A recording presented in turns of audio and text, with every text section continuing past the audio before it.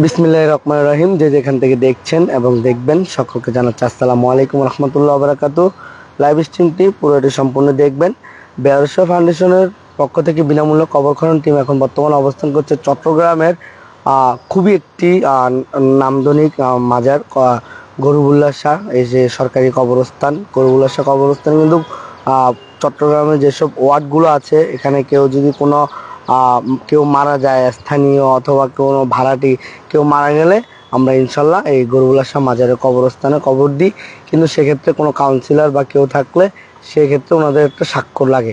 সেক্ষেত্রে আমরা তারই ধারাবাহিক কিন্তু আজকে আমাদের বেয়ারুশা ফাউন্ডেশনের একজন সদস্য, খুবই গর্বিত সদস্য মোহাম্মদ শরীফ শরীফ ভাইয়ের দাদি মারা যান। তো ওনার সরি দাদি না ফুফি, ওনার ফুফি মারা যান গতকাল রাতে চট্টগ্রাম মেডিকেলে।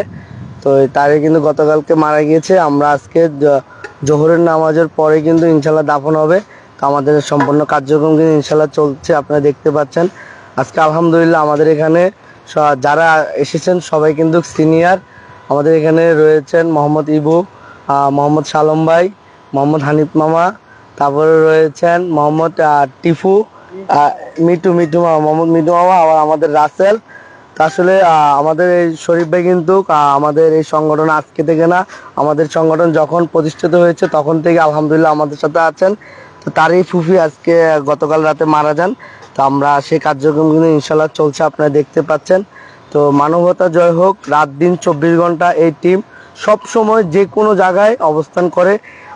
আমাদের টিমের নাম হচ্ছে বেয়ারুশা ফাউন্ডেশন। আপনাদের প্রশ্ন আসতে পারে যে এটা যেহেতু বেয়ারুশ সেবা তাহলে আমরা টাকা কেন নিচ্ছি, বা আমরা বেয়ারুশ মানেও তো বিনামূল্যে, তাই না? তো সেক্ষেত্রে আমরা কাদেরকে বিনামূল্য দিচ্ছি? যারা অসহায় মানুষ রাস্তাঘাটে পড়ে থাকে, সেক্ষেত্রে আমরা সম্পূর্ণ বিনামূল্যে দাফন করব, ঠিক আছে? আর যদি চট্টগ্রামের যে কোনো জায়গায় আপনার গার্ডিয়ান মারা গিয়েছে, ইনশাল্লাহ আমাদেরকে নক করবেন, আমরা সম্পূর্ণ বিনামূল্যে দাফন করে দিয়ে আসবো। যেমন বিনামূল্য শব্দটা কেন আসতেছে, এই যে আমাদের এক একটা সদস্য আপনারা দেখতে পাচ্ছেন, একটি কবর খনন করতে হলে কিন্তু প্রচুর পরিমাণ এখান থেকে মাটি তুলতে হয়। তো গ্রাম অঞ্চলে বা বিভিন্ন জায়গায় যদি কেউ মাটির কামলায় যায়, সেক্ষেত্রে মিনিমাম 800 টাকা থেকে 900 টাকা বেতন আনতে পারে। সেক্ষেত্রে আমাদের যে সদস্যগুলো আছে সম্পূর্ণ ফ্রিতে একটা কবর করে দেয়, পরিশ্রম করে। তো সেক্ষেত্রে আমরা ওই ক্ষেত্রে বিনামূল্যে এটা বলি, ঠিক আছে?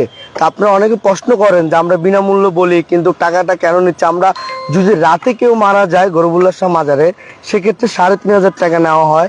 3500 টাকা কী কারণে নেওয়া হয়? যেমন বাঁশ দাড়ি, তারপরে রাতের কবরস্থানে লাইট প্রয়োজন, লাইটের কারণে, সেক্ষেত্রে আমরা এই টাকাটা বহন করি, ঠিক আছে? আর যদি দিনে মারা যায় তাহলে 2500 টাকা নেওয়া হয়, ঠিক আছে? 2500 অথবা 3000 টাকা।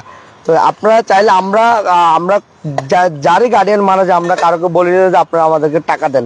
আপনারা সাথে আসেন, কোথায় কয় টাকা লাগে না লাগে ইনশাল্লাহ আপনারা বহন করবেন, এটা আমরা সম্পূর্ণ বিনামূল্যে দাফন করে দিয়ে যাব।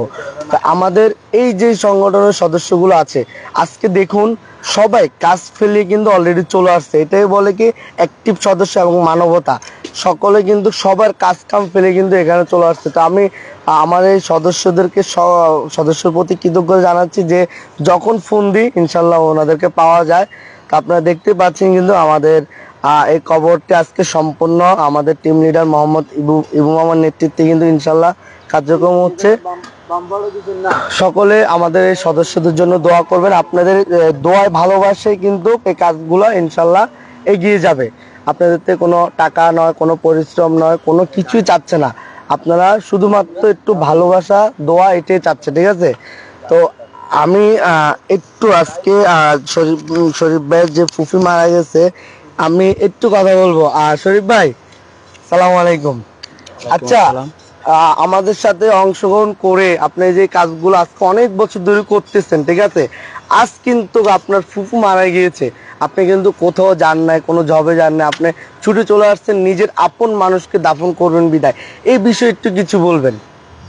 এই বিষয়ে কি বলবো, আসলে আজকে ফুফু মারা গেছে বলতে আমি আসছি এমনি আসি, এখন নিজের ফুফু মারা গেছে, আত্মীয় আর মৃত্যুর স্বাদ সবারে গ্রহণ করতে হবে। আল্লাহ তাআলা সবাইকে জান্নাতবাসী করে, যারা মারা গেছে, যার বাবা ভাই বোন দাদা দাদি পুরো পুরো যারা কবরের বাসিন্দা হয়েছে, আল্লাহ তাআলা তাদের সবাইকে জান্নাতবাসী করুক এবং সবাইকে সোনার মদিনার সাথে যোগাযোগের ব্যবস্থা করুক, এই আশা নিয়ে আছি। আর সবাই দোয়া করবেন আমার ফুফুর জন্য, ওনাকে যেন আল্লাহ তাআলা জান্নাতবাসী করুক।